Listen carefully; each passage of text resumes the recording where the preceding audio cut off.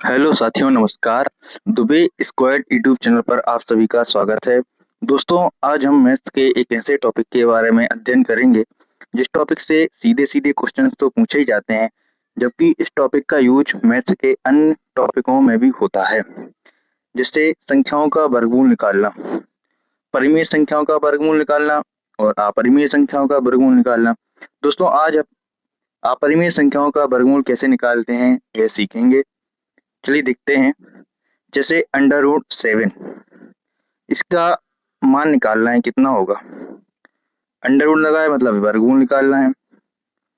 ठीक है, तो कैसे निकालते हैं देखते हैं। √7 लिखते हैं अपन। वो √7 के पहले ऐसी कोई फिक्स वैल्यू जिसका पूर्ण रूप से वर्गमूल निकलता है, पूर्ण संख्या के रूप में वर्गमूल निकलता है। तो इसके पहले तो √4 होगा। यानी √7 के बाद वाली ऐसी संख्या जिसका पूर्ण रूप से वर्गमूल निकलता है, पूर्ण संख्या के रूप में वर्गमूल निकलता है, तो √9 होगा। तो लिखते हैं अपन, ऐसे लिखते हैं √7, इसके पहले वाली संख्या होगी √4, बाद वाली होगी √9। तो √4 का मान, √4 का वर्गमूल कितना आएगा 2, और 9 का कितना आएगा 3। इन दोनों का डिफरेंस कितना है 5। ठीक है, अब इन दोनों का डिफरेंस देखना है अपन को, 7 और 4 का, √7 और √4 का 4 का कितना है 3। ठीक है, अब देखिए अपन √7 का निकालना है तो 2 से तो ज्यादा होगा। 2 से कितना होगा, 2 से ज्यादा होगा, 2 सही 3/5। ठीक है दोस्तों, 2 सही 3/5 मतलब 2 दशमलव। अब 5 का अपन 3 में भाग देंगे तो 0.6 मतलब 2.6, इतना आएगा √7 की वैल्यू, वर्गमूल। √7 का मान कितना आएगा 2.6। ठीक है दोस्तों, समझ में आया आपको। एक क्वेश्चन और देखते हैं, अगर आपको समझ में नहीं आया हो तो। करणी 13, करणी 13 का मान कैसे निकालते हैं। कुछ नहीं करना है अपन को, इसके पहले वाली वैल्यू देखना है जिसका फिक्स पूर्ण रूप से पूर्णतः वर्गमूल निकलता है, पूर्ण संख्या के रूप में वर्गमूल निकलता है। तो इस करणी 13 के पहले कौन सी संख्या, करणी 9। इसका मान कितना होता है करणी 9 का, करणी 9 का वर्गमूल कैसे निकालते हैं अपन, देखते हैं। 2, 2 का भाग तो जाएगा नहीं तो 3 का देंगे, 3 त्रिका 9, 3 एकम 3। तो अब वर्गमूल निकालना है मतलब दो दो के जोड़े, दो दो का पेयर बन गया। दो पेयर में से एक पेयर में से एक संख्या क्या आती है, बाहर आती है। तो 9 का वर्गमूल कितना होगा 3। ऐसे ही √16 का भी अपन निकाल लेंगे। √16 का कैसे निकालेंगे,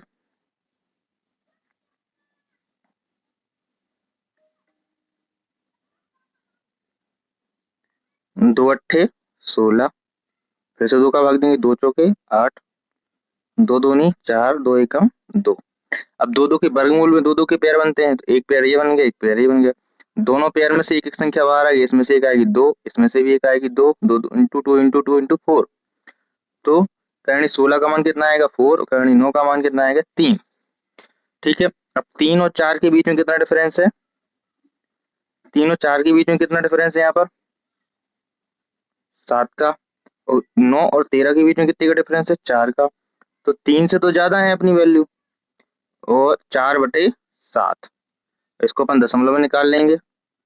3.7 का 4 में भाग देंगे तो 7 चौके 28, 7 पन्ना 35, 5 7 पन्ना 35, 5 बचेगा 0, 50 हो जाएगा, 50 हो जाएगा, फिर से 7 7 49, 3.57, 3.57 मतलब 57 को अपन बढ़ा के क्या लिख लेंगे 3.6।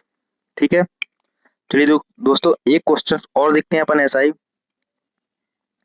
करणी 21, करणी 21 का मान कैसे निकालेंगे, कुछ नहीं करना। करणी 21 के पहले वाली संख्या जिसका पूर्ण रूप से वर्गमूल निकलता है, पूर्ण संख्या के रूप में वर्गमूल निकलता है, तो करणी 16 होती है।